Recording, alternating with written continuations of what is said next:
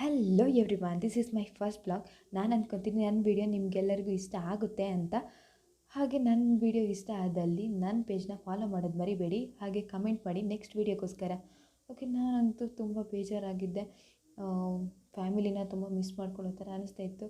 ಆಗಿದ್ದಾಗಲಿ ಊರಿಗೆ ಹೋಗ್ಬಿಡೋಣ ಅಂತೇಳಿ ಮೆಜೆಸ್ಟಿಕ್ಕಿಗೆ ಬಂದೆ. ಮೆಜೆಸ್ಟಿಕ್ಕಿಗೆ ನೋಡ್ತೀನಿ ಸಿಕ್ಕಾಪಟ್ಟೆ ಜನ.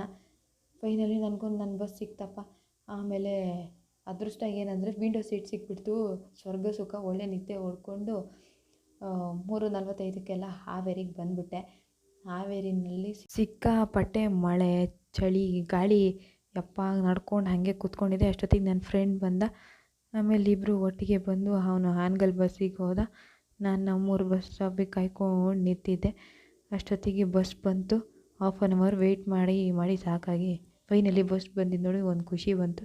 ಆಮೇಲೆ ನಮ್ಮೂರ ಕಡೆ ಬಂದು ನೋಡ್ತೀನಿ ಸಿಕ್ಕಾಪಟ್ಟೆ ಮಳೆ ಅಂದರೆ ಮಳೆ. ಸರಿಯಾಗಿ ಮಳೆ ಉಯ್ದುಬಿಟ್ಟಿತ್ತು. ನಾನೆಲ್ಲೂ ಸದ್ಯಕ್ಕೆ ತಗ್ಲಾಕಂಡ್ಲಿಲ್ಲಪ್ಪ.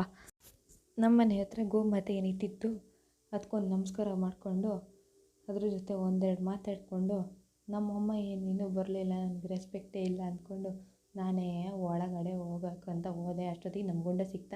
ಅವ್ರಿಗಂತೂ ಫುಲ್ ಖುಷಿಯಾಗೋಯ್ತು ನಾನು ಬಂದಿದ್ದು ನೋಡಿ. ಅವ್ನ ಕೈಲಿ ಒಂದೆರಡು ಮಾತಾಡಿ ನಮ್ಮಮ್ಮ ನೋಡ್ಕೊಂಡು ಹೊರಟೆ. ಅವರಂತೂ ಸಿಕ್ಕಾಪಟ್ಟೆ ಕೆಲಸ ಮಾಡ್ತಾಯಿದ್ರು ನಾನು ಬಂದಿದ್ದು ಖುಷಿಗೆ. ನೆಕ್ಸ್ಟು ನಮ್ಮ ಅಪ್ಪಂಗೆ ಬಾಯ್ ಮಾಡಿ ಕಾಫಿ ಕೊಟ್ಟರು. ಕಾಫಿ ಕುಡ್ಕೊಂಡು ವೀಡಿಯೋ ಮಾಡೋಣ ಅನ್ನಿಸ್ತು. ವೀಡಿಯೋ ಮಾಡಿಕೊಂಡು ಆಮೇಲೆ ತಿಂಡಿ ಹಾಕ್ಕೊಟ್ರು. ತಿಂಡಿ ತಿನ್ಕೊಂಡು ಹಾಗೆ ನಿದ್ದೆ ಮಾಡಿಬಿಟ್ಟೆ. ಓಕೆ, ಬಾಯ್.